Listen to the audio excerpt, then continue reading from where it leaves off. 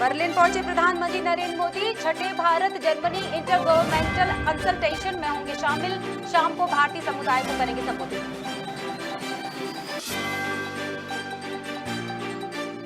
भोपाल में पूर्व सीएम कमलनाथ की अध्यक्षता में बैठक। सरकार के वित्तीय प्रबंधन पर भी उठाए सवाल। पार्टी की सीनियर लीडर को मिली जिम्मेदारियां।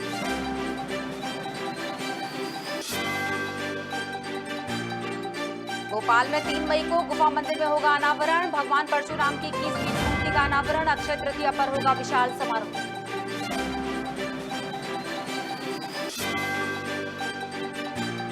सरदारपुर में पेयजल समस्या को लेकर एसडीएम की ग्रामीणों से चर्चा। निजी कुएं से पाइपलाइन डलवाने का कार्य शुरू हुआ। 1 किलोमीटर की पाइपलाइन डालने का काम। और श्योपुर जिले की विधानसभा 2 से भाजपा विधायक सीताराम की बड़ी मुश्किल है। महिला थाने में शिकायत लेकर पहुंची बहू। दहेज प्रताड़ना के लगे आरोप।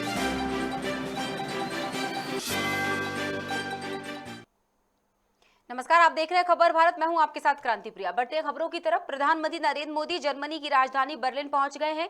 जर्मन चांसलर ओलाफ स्कोल्स के साथ छठे Bharat Germany inter governmental consultation यानी आईजीसी में शामिल होंगे। फिर शाम को बर्लिन में भारतीय समुदाय को संबोधित करेंगे। इसके बाद 3 मई को इंडो नॉर्डिक सम्मेलन में हिस्सा लेंगे। फिर डेनमार्क की राजधानी कोपेनहेगन में भी भारतीयों को संबोधित किया जाएगा। सबसे आखिर में पीएम मोदी पेरिस में फ्रांसीसी राष्ट्रपति इमैनुअल मैक्रों से मुलाकात करेंगे। ये पीएम का इस साल का पहला विदेशी दौरा है। वे 2 से 4 मई की अपनी इस यात्रा में 3 यूरोपीय देश यानी जर्मनी, डेनमार्क और फ्रांस जाएंगे।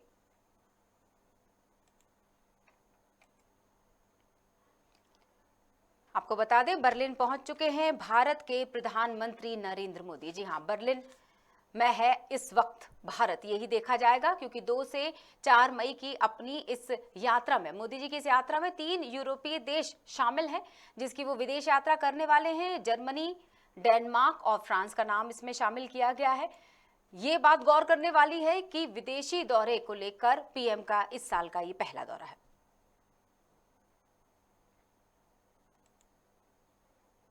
भोपाल में कांग्रेस के पॉलिटिकल कमेटी अफेयर्स की बैठक के पूर्व कमलनाथ के प्रदेश कांग्रेस अध्यक्ष के रूप में सभी नेताओं ने शुभकामनाएं दी। बैठक में मंडलम सेक्टर कमेटी के पुनर्गठन की समीक्षा हुई। पूर्व विधानसभा अध्यक्ष एनपी प्रजापति ने रिपोर्ट दी है। 190 विधानसभा में मंडलम कमेटियां बन चुकी हैं। कांग्रेस विधायकों, जिला अध्यक्षों के मंडलम सेक्टर कमेटियों के कामकाज की समीक्षा हो रही है। 2023 के चुनाव की रणनीति बन रही है। भोपाल से इस वक्त की हम खबरें आपको बता रहे हैं जिन पर हम चर्चा करेंगे। हमारे साथ न्यूज एडिटर राजेंद्र कानूनगो जी साथ में जुड़ेंगे जिनसे हम भोपाल की महत्वपूर्ण खबरों पर चर्चा करने वाले हैं। और हमारे साथ जुड़ चुके हैं इस वक्त राजेंद्र कानूनगो जी, खबर भारत के न्यूज एडिटर। सर, स्वागत है आपका। और जिस तरह से भोपाल की कई बड़ी खबरें हैं, पहले हम चर्चा करते हैं 4 साल पूरे जो होने का कांग्रेस में जश्न जो मनाया गया है, क्या किस मायने में देखते हैं हम इसे? थोड़ी सी आवाज कम आई है आपकी। कौन सा जश्न मनाया? जी, कांग्रेस ने 4 साल के पूरा होने की जो कमलनाथ जी ने अपने 4 साल पूरे होने की जो जश्न की बात की गई थी। हाँ, कई अहम मुद्दों पर चर्चा होगी। कमेटी की बैठक शुरू हुई है सर। बिल्कुल बिल्कुल। ये जो चर्चा हुई है जी, ये निश्चित रूप से कमलनाथ जी की जो वापसी तो नहीं कहेंगे, पूर्ण रूप से उनको जो कांग्रेस अध्यक्ष का जो कार्य सौंपा गया है और जो नेता प्रतिपक्ष किसी और को बनाया गया है, तब कमलनाथ जी के पास बिल्कुल फ्री हैंड है पूरा कार्य करने के लिए। जी, बिल्कुल। तो कमलनाथ जी ने जो सिस्टम अपनाया है और एक प्रकार से ये दावा किया है कि हम कांग्रेस जो है अब बीजेपी की तरह ही चुनाव में उतरेगी और उसी लाइन पर काम करेगी जिस लाइन पर बीजेपी काम करती है। जो सोशल मीडिया है उसको एक्टिव किया जाएगा, सोशल मीडिया का जवाब भी बिल्कुल तरीके से दिया जाएगा। और जनता के सामने जाने के लिए उन्होंने अभी हाल ही में 2 ऐलान किए हैं। कि एक तो ये कि पुरानी पेंशन हम बहाल कर देंगे, जैसा कि दूसरे कांग्रेस के राज्यों ने किया है। जी। और एक और बात उन्होंने कही है कि जो कर्ज माफी जो की गई थी उसको फिर से लागू कर दिया जाएगा। तो ये दो बातें की है कमलनाथ जी ने। जी। और इस प्रकार से जो समितियां कांग्रेस पार्टी की जो बनी है उनको फिर से पुनर्गठित करने के बाद उनको और सशक्त बनाने की तैयारी चल रही है। जी बिल्कुल। जी बिल्कुल राजेंद्र साहब बने रहिएगा। कुछ और खबरें भोपाल से जुड़ी हुई आपसे चर्चा को आगे बढ़ाएंगे। पहले दर्शकों को हम बता देते हैं कि अगली कौन सी बड़ी खबरें जिन पर हम चर्चा करेंगे आपके साथ। तो अगली खबर जो है वो दरअसल परशुराम जी से जुड़ी हुई है। भगवान श्री परशुराम के जन्मोत्सव अक्षय तृतीया पर राजधानी के प्राचीन गुफा मंदिर में भगवान परशुराम की 21 फीट ऊंची अष्टधातु से निर्मित प्रतिमा प्रतिष्ठा समारोह अक्षयोत्सव के रूप में मनाया जाएगा। कार्यक्रम के पूर्व भव्य कलश शोभा यात्रा निकाली जाएगी, जिसमें 5100 महिलाएं पारंपरिक वेशभूषा में सिर पर कलश रख कर चलेंगी। श्रद्धालु भक्त धर्म ध्वजा लेकर साथ चलेंगे। कलश यात्रा में भगवान श्री परशुराम का रथ, मालवा के ढोल शहनाइयां विशेष आकर्षण का केंद्र होंगे।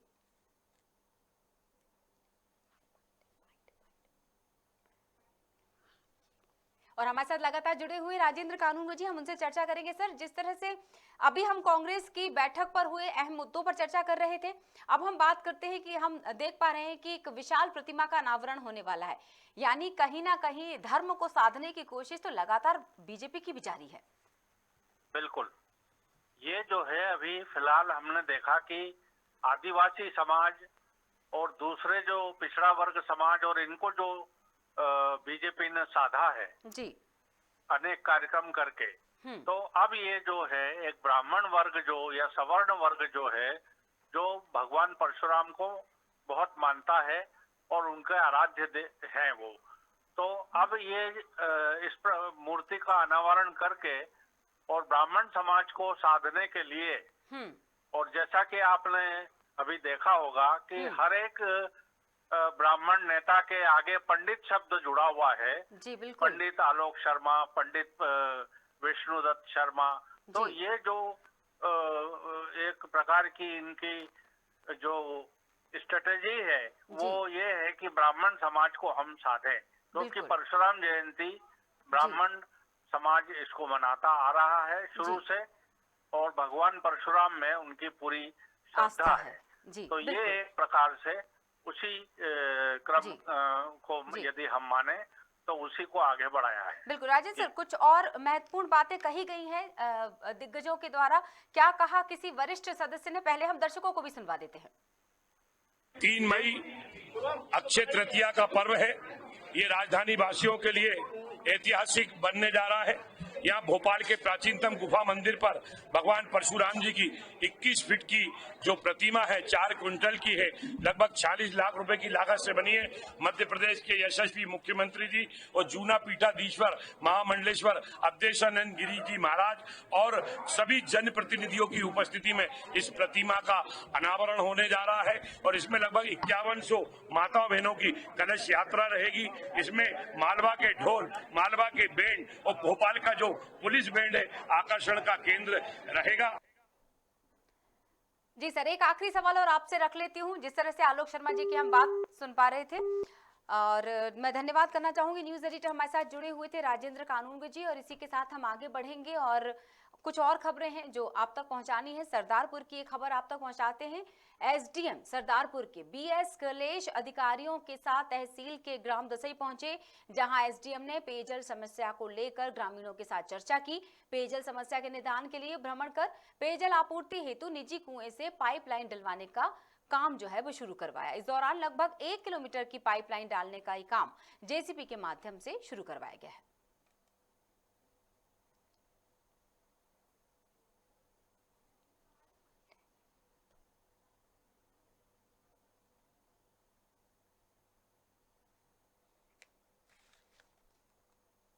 सरदारपुर की खबर हम आपको बता रहे हैं। पानी को लेके इस वक्त चहुं ओर किल्लत मची हुई है, लेकिन एक अच्छी पहल, एक अच्छी खबर सरदारपुर से हम आपको बता रहे हैं, जहां एसडीएम ने खुद इस मामले को संज्ञान में लिया और पानी की समस्या को दूर करने के लिए, ताकि क्षेत्रवासियों को बिल्कुल भी पानी की समस्या ना हो उनके क्षेत्र में, तो एसडीएम ने पहल की और खुद जाकर भ्रमण किया कि कहां पर कैसी क्या व्यवस्थाएं बनाई जा सकती हैं। इसी श्रेणी में उन्होंने पाइपलाइन डलवाने का काम शुरू करवा दिया है। आपूर्ति जो पेयजल की होनी है उसके लिए निजी कुएं से पाइपलाइन डलवाने का काम शुरू करवाया गया है।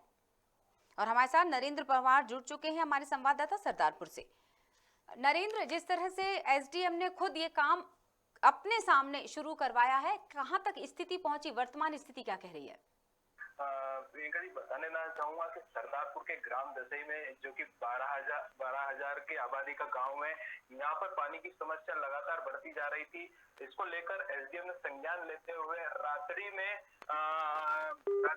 से 11 बजे तक काम चालू करवाया और वहां पर से पाइपलाइन बिछवाई, जिससे 2 किलोमीटर दूर तक पाइप डले हैं वहां पर। और अभी आज यहाँ पर ग्रामीणों में पानी पहुंच चुका है। जी बिल्कुल, जिस हिसाब से हम देख सकते हैं कि काम वाकई बहुत तेजी से चल रहा है, क्योंकि उस स्थल पर भी एसडीएम साहब मौजूद नजर आए थे और लगातार इस काम को इसी गर्मियों में, क्योंकि मई और जून की तेज गर्मी, अभी अप्रैल में ही इतनी तेज गर्मी थी, मई की शुरुआत हो चुकी है, तो ये पूरा मई और जून बहुत ज्यादा स्थितियां गड़बड़ कर देता है। तो वाकई काम को समय रहते पूरा कर दिया जाए, शायद इसलिए एसडीएम का निरीक्षण महत्वपूर्ण माना गया। जी नरेंद्र। जी, बता देना चाहूंगा कि यह समस्या काफी लंबे समय थी। एसडीएम साहब ने इसमें संज्ञान लेते हुए तत्काल सभी अधिकारियों को निर्देशित किया, जहां पर पीएचई अधिकारी, पंचायत सीईओ, जल संसाधन के अधिकारी यहाँ पर सभी मौजूद थे और उनकी मौजूदगी में यह पाइपलाइन डाली गई, जिससे ग्रामीणों को जो पानी की समस्या आ रही है वो उससे निजात मिल पाए। बिल्कुल, ये पाइपलाइन जो बिछाई जा रही है उससे कितने क्षेत्रों के लोगों की पानी की समस्या का समाधान होगा? यहाँ पर देखा जाए तो ये करीब 12,000 की आबादी का गांव है। यहाँ पर पेयजल के लिए टंकी बनी हुई है, उस पेयजल की टंकी में डाला जाएगा, जिससे सभी ग्रामीणों को यह सप्लाई की जाएगा पानी। बिल्कुल, क्या है लोगों की प्रतिक्रिया, कितने लंबे समय से वो इस परेशानी को झेल रहे थे और अंततः उनकी समस्या अब शायद समाप्त हो जाए। जी नरेंद्र। जी, यहाँ पर एसडीएम का सभी ने आभार व्यक्त किया है, क्योंकि काफी लंबे समय से ग्रामीण लोग पेयजल के लिए समस्या से जूझ रहे थे। यहाँ पर साथ ही एसडीएम ने रात्रि में, मतलब 11 बजे तक यहाँ पर रुके, उन्होंने खुद काम चालू करवाया और ग्रामीणों को पानी के लिए पानी मिल पाएगा। चलिए, बहुत बहुत शुक्रिया नरेंद्र जुड़ने के लिए।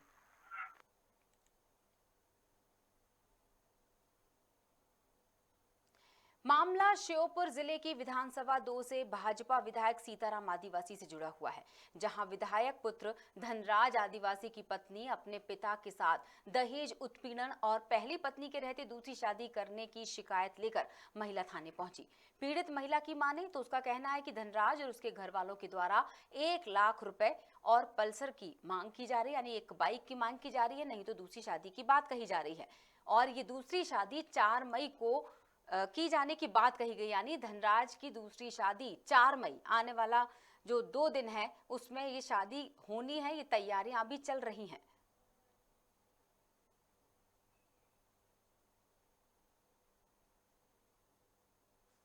शादी कर रहा है दूसरी, मतलब छोड़ रहा है। मैं मार कूट के तो घर में सुनने में कान दई है। बाद में और ऐसा बोली दे जिला पर मोटरसाइकिल ला 1 लाख रुपया ला, तब तो रखेंगे। देखिए, इसमें कृष्णा आदिवासी नाम की महिला द्वारा आवेदन प्राप्त हुआ है और आवेदन की अभी जांच की जा रही है। जांच के अनुसार जो तथ्य पाए जाएंगे उसके अनुसार वैधानिक कार्रवाई की जाएगी।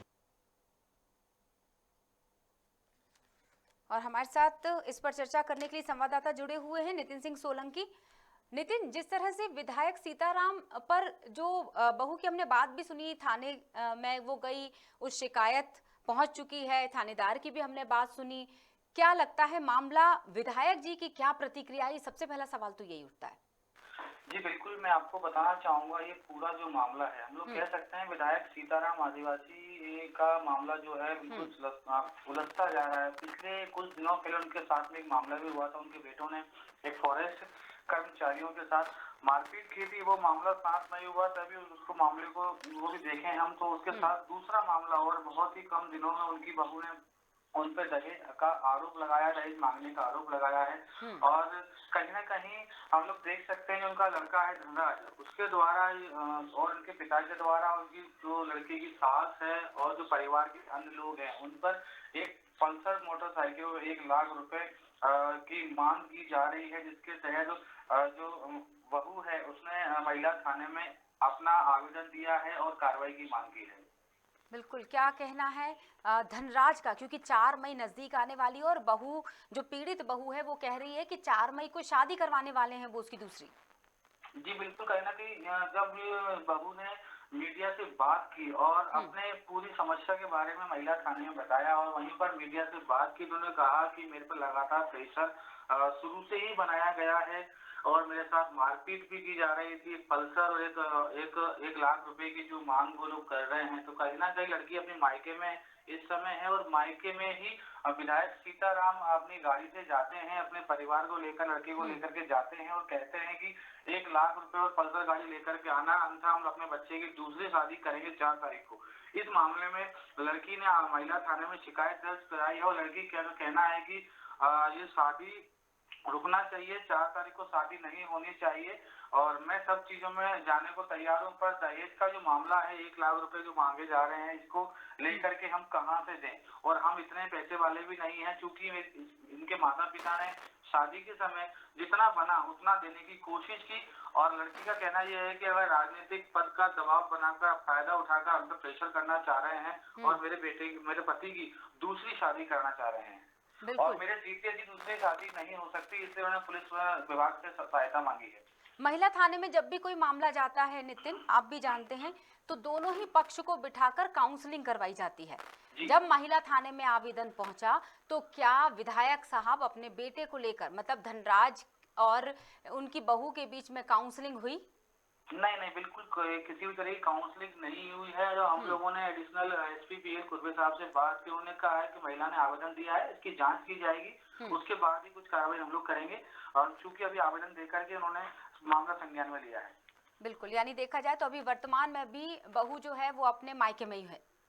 जी बिल्कुल, मायके में है। कहीं ना कहीं हम लोग देख सकते हैं सीताराम आदिवासी बीजेपुर से विधायक हैं, भारतीय जनता पार्टी के विधायक हैं और सभी मुख्यमंत्री के बहुत चहेते विधायक माने जाते हैं। तो कहीं ना कहीं इस तरह का मामला पहले भी कुछ दिनों पहले उठा, वहाँ उल्टा ही जिन व्यक्ति को उनके बेटों ने मारा उन पर ही SC एक्ट लगा दिया गया और आज दूसरा मामला देख सकते हैं। इस तरीके से दबाव में आकर अपने राजनीतिक पावर को दिखाकर न तो इनको कोई कार्रवाई की जा रही है और न ही किसी भी तरह का इनको मामले के लिए पूछताछ की जा रही है। देखना होगा, क्योंकि अगर इस तरह की मामले में पूछताछ नॉर्मल व्यक्ति से हो सकती है तो राजनीतिक जो पद है, चाहे विधायक हो चाहे कोई भी हो, अगर उन पर ऐसा मामला उठता है तो उन पर भी ऐसी कार्रवाई होनी चाहिए। पर अभी मामला संज्ञान में है और एडिशनल एसपी ने कहा है कि हम लोग इसको जांच करेंगे, उसके बाद ही हम लोग इसमें कार्रवाई करेंगे। बिल्कुल सही, क्योंकि अगर ये मामला दर्ज हो जाता है, FIR दर्ज हो जाती है और धारा 498 लग जाती है तो मानकर चलिए उनके पद की गरिमा समाप्त हो सकती है। चलिए, बहुत बहुत शुक्रिया नितिन जुड़ने के लिए।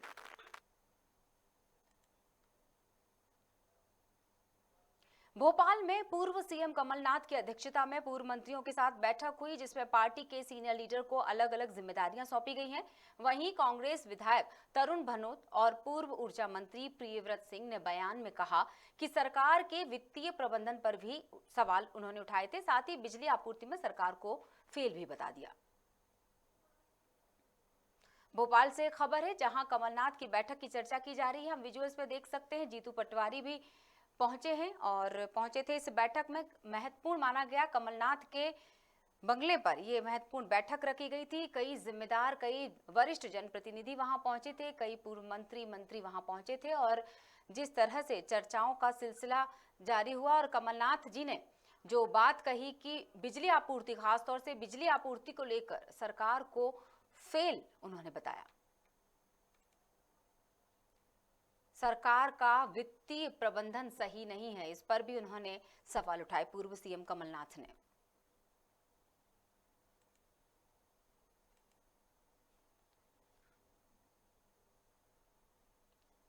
पूर्व मंत्रियों के साथ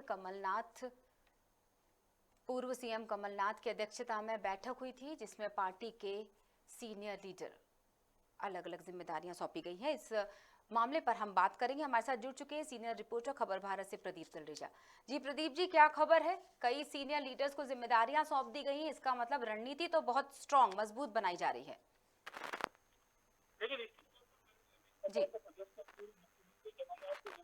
बड़ी बैठक बुलाई गई थी। बड़ी बैठक में वो तमाम बड़े दिग्गज नेता थे जो कांग्रेस में कहीं ना कहीं अपना एक अपने प्रभुत्व रखते हैं। देखिए, सबसे बड़ी बात है दिग्विजय सिंह यादव, पूर्व वित्त मंत्री जो है तरुण भानोट, पूर्व ऊर्जा मंत्री प्रियव्रत सिंह जी हों, क्या ऐसा कई तमाम बड़े नेता जो थे कल कमलनाथ निवास पर देर रात तक बैठक में शामिल है। बैठक में कई अहम मुद्दे, देखिए सबसे बड़ा मुद्दा जो है इस समय जो प्रदेश में नहीं देश में छाया हुआ है कोयले की संकट।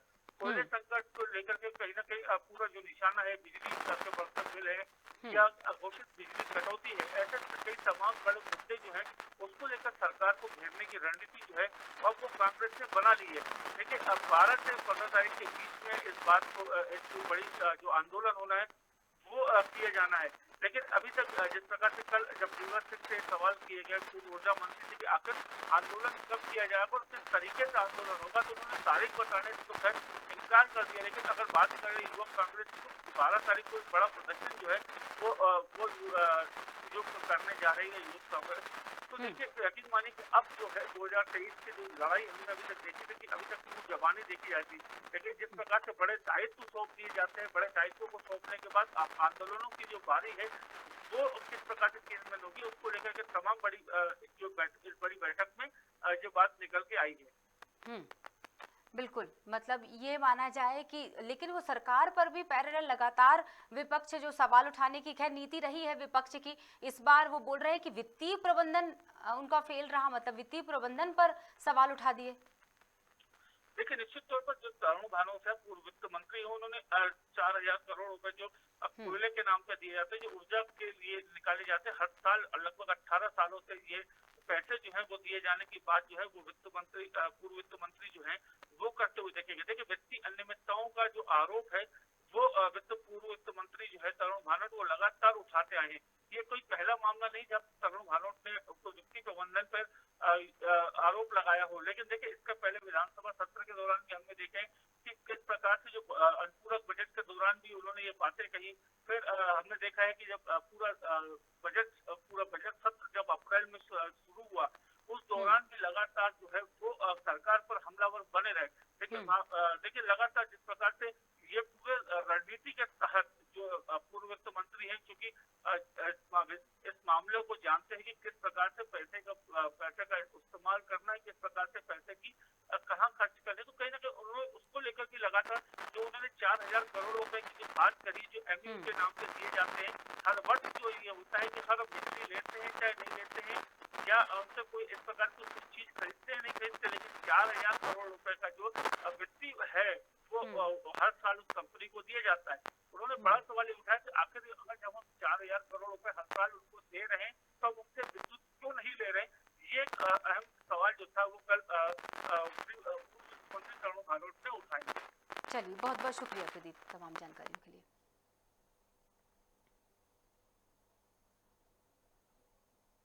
और चलिए इस खबर के साथ फिलहाल बुलेटिन में इतना ही। अपडेट के लिए जुड़े रहिएगा खबर भारत के साथ। नमस्कार।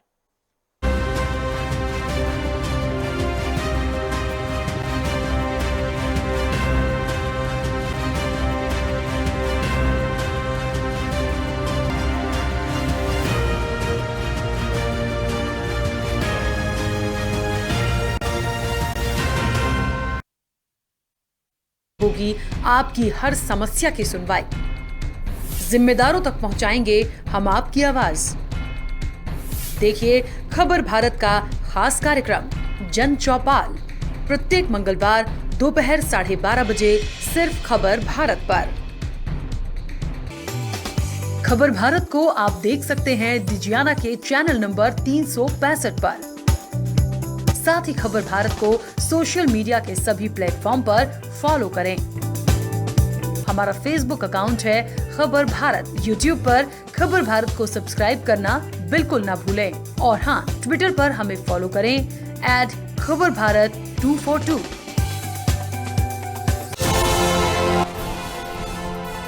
आपका पसंदीदा न्यूज चैनल खबर भारत MPCG 24/7 अब आप देख सकते हैं ग्रैंड गुम्बद टीवी नेटवर्क के चैनल नंबर 117। आपका पसंदीदा न्यूज चैनल खबर भारत MPCG 24/7 अब आप देख सकते हैं ग्रैंड गुम्बद टीवी नेटवर्क के चैनल नंबर 117 पर। Gajanan steel alloy ventures private limited Bhopal के साथ साथ संपूर्ण भारत में सभी ब्रांड के थोक एवं फुटकर विक्रेता TMT बारसरिया घरौंदा बनाने का आपका सपना होगा साकार। गजानन स्टील देगा आपका भरपूर साथ। अपने सपनों को दीजिए साकार रूप, हकीकत में बदलेगा कल्पनाओं का स्वरूप। आशियाने को सुंदरता के साथ मिलेगी मजबूती, क्योंकि आपके घरौंदे का हम रखेंगे ख्याल। विश्वास में नंबर 1 और दाम में कम। भरोसे और विश्वास का दूसरा नाम है गजानन स्टील। लोग मानते हैं कि यही है एक जरिया, अपनाएं TMT बारसरिया। Authorized dealer steel authority of India limited 61A Jai Bhavani society Bawaria कला फूडी रेस्टोरेंट के पास पार्क। अधिक जानकारी के लिए आप हमसे इस नंबर पर संपर्क कर सकते हैं 9584262222। क्या सरकारी दफ्तरों में नहीं होती आपकी सुनवाई? क्या दफ्तरों के चक्कर लगा लगा कर आप हो गए हैं परेशान? अब ना हो निराश, क्योंकि खबर भारत पर होगी आपकी हर समस्या की सुनवाई। जिम्मेदारों तक पहुंचाएंगे हम आपकी आवाज। देखिए खबर भारत का खास कार्यक्रम जन चौपाल प्रत्येक मंगलवार दोपहर 12:30 बजे सिर्फ खबर भारत पर। खबर भारत को आप देख सकते हैं डिजियाना के चैनल नंबर 365 पर। साथ ही खबर भारत को सोशल मीडिया के सभी प्लेटफॉर्म पर फॉलो करें। हमारा फेसबुक अकाउंट है खबर भारत। यूट्यूब पर खबर भारत को सब्सक्राइब करना बिल्कुल ना भूलें। और हाँ, ट्विटर पर हमें फॉलो करें @खबरभारत242।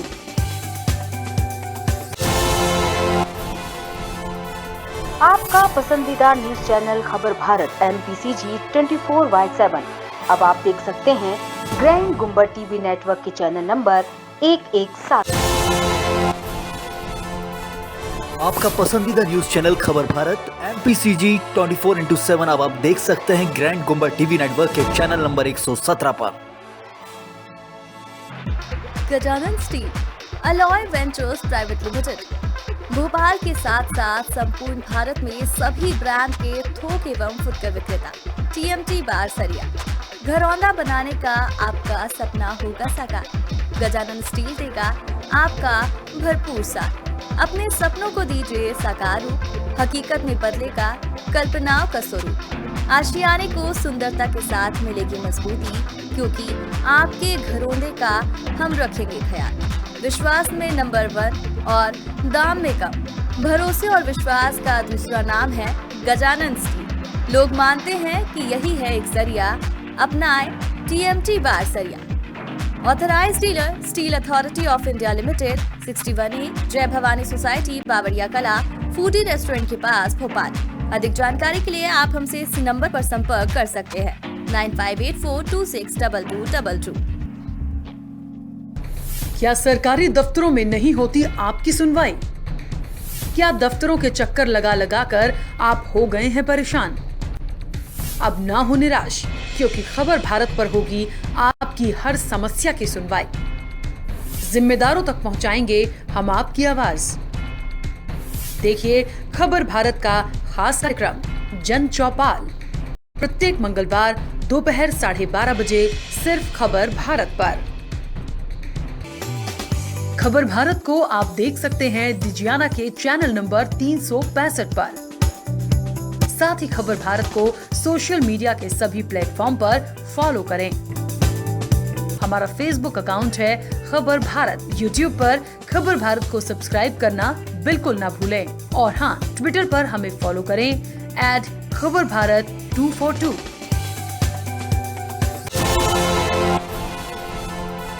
आपका पसंदीदा न्यूज चैनल